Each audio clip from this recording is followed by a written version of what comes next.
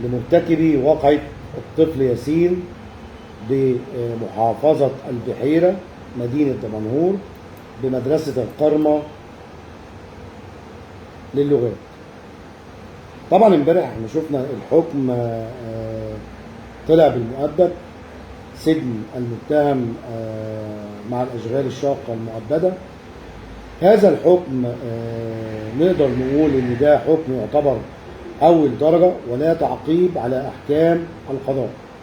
طيب ايه الواقعة كلها؟ المحكمة تفحصت وتمحصت الأوراق واستندت في النهاية إلى الحكم واقتنعت على يقين بإدانة المتهم، ولكن في بعض نقاط فنية قانونية يجب التحدث عنها. منها أولا إن لما نيجي نتكلم على واقعة مثل هذه، طبعا احنا كلنا قلوبنا مع الطفل ياسين، لأن كل واحد مننا عنده أطفال، واللي ما ترضاهوش على غيرك ما ترضاهوش على نفسك.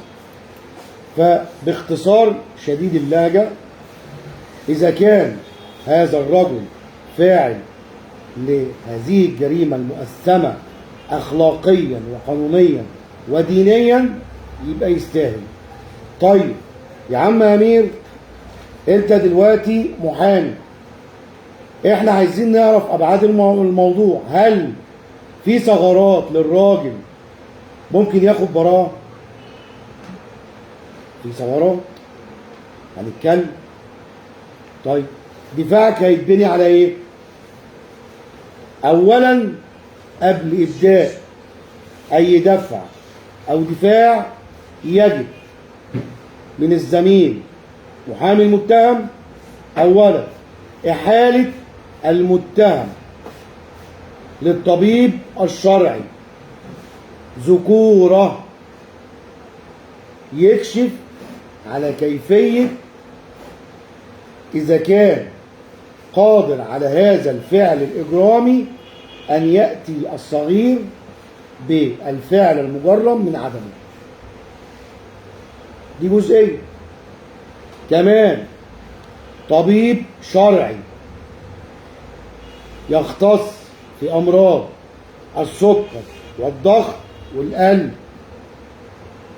إذا كان عنده المقدرة أن يجبر الصغير، هنا تعديل قيد ووصف المحكمة إن هو بالإجبار كراهية،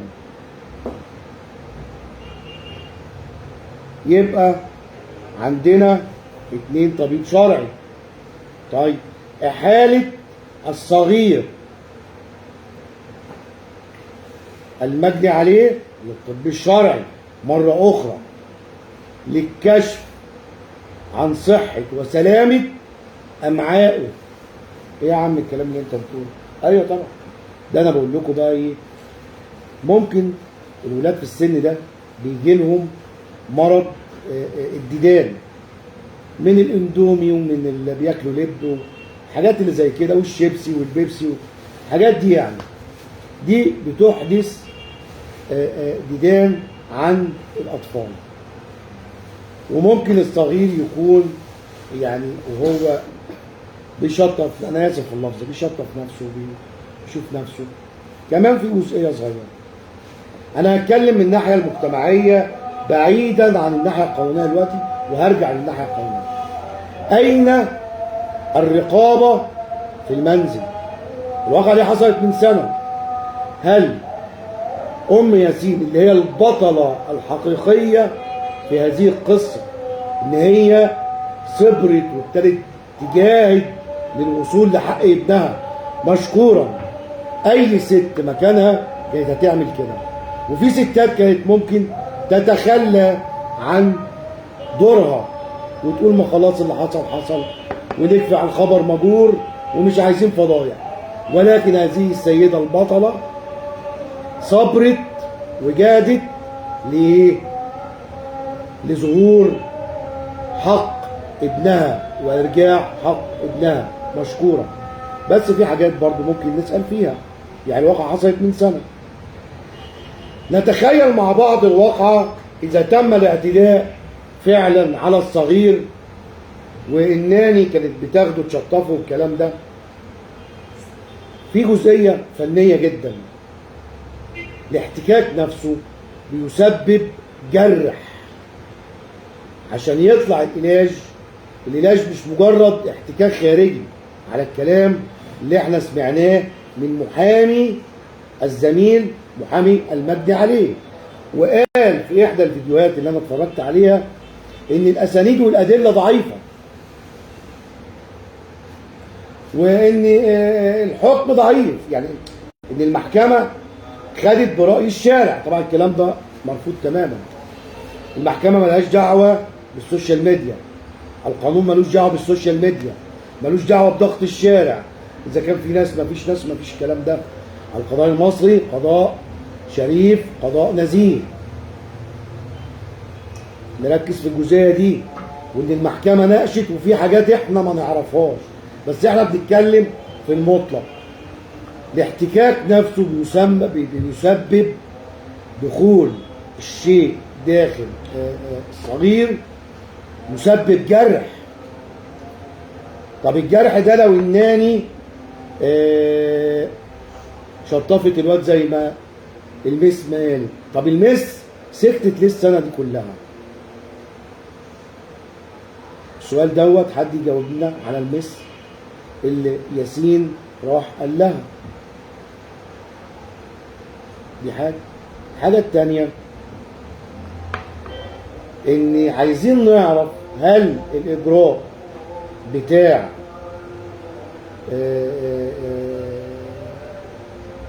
اعاده الدعوه من الحفظ والتظلم والغاء الامر بألا وجه لاقامه الدعوه الجنائيه في المواعيد القانونيه من عدمه، ده برضو عايزين نعرفها، وايه الرد هيبقى عليها. انا مش طالع ادافع عن الراجل نهائي، بس في ناس كتيره كاتبالي ما تتكلم قانون، فانا بتكلم قانون بقى.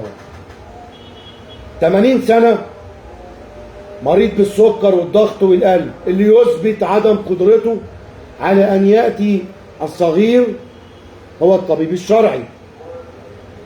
ليه المحامي الزميل محامي المتهم ما طلبش حضور الطبيب الشرعي مجري الكشف الطبي لمناقشته امام المحكمه؟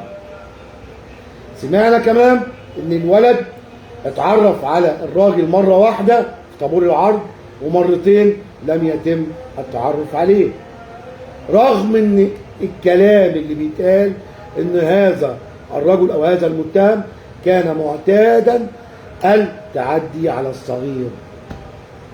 حاجات كتيره لازم نفهمها، حاجات كتيره لازم نعرفها، وبوجه الزميل محامي المجني عليه بقول له يا استاذ ما يصحش نطلع نتكلم ونقول المحكمه بتاخد براي الناس في الشارع، ما ينفعش.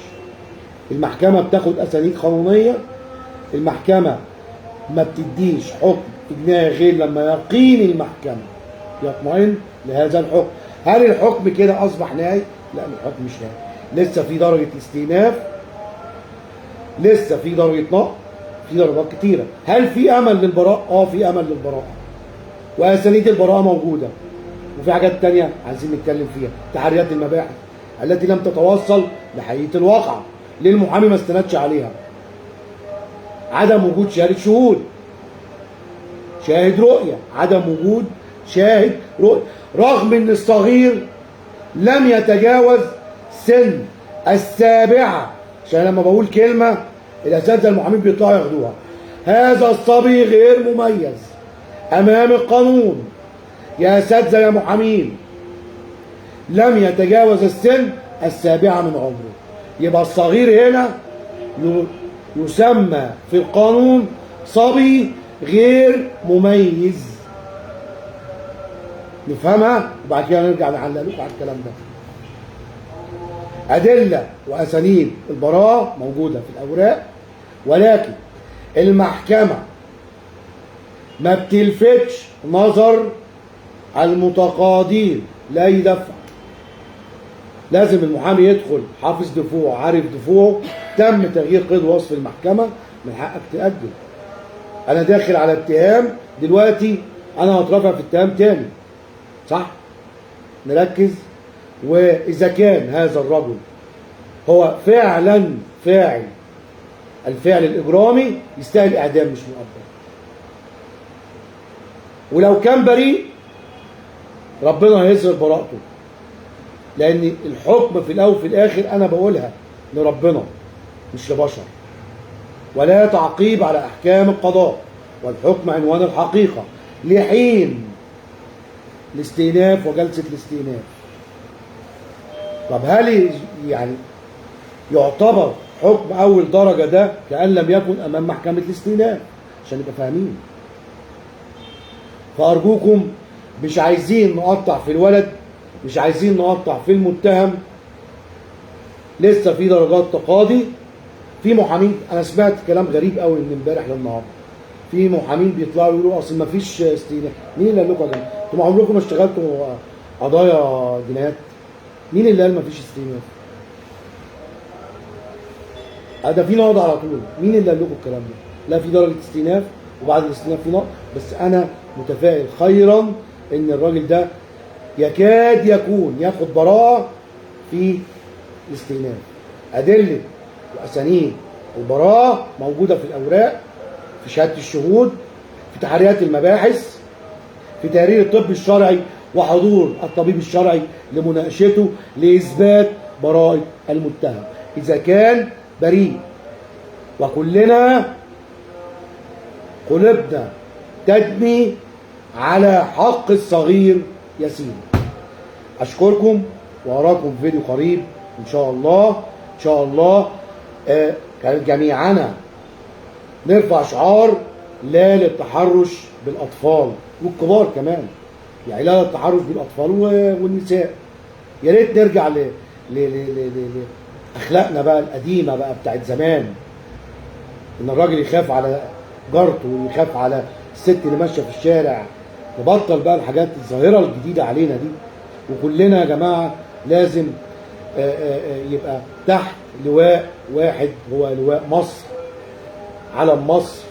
نلتف جميعنا خلف القياده السياسيه، الرئيس المحبوب وقواتنا المسلحه المصريه، ونردد خلفهم تحيا مصر، تحيا مصر، تحيا مصر. بيكم وليكم. اراكم في فيديو قريب ان شاء الله. دمتم بخير. سلام.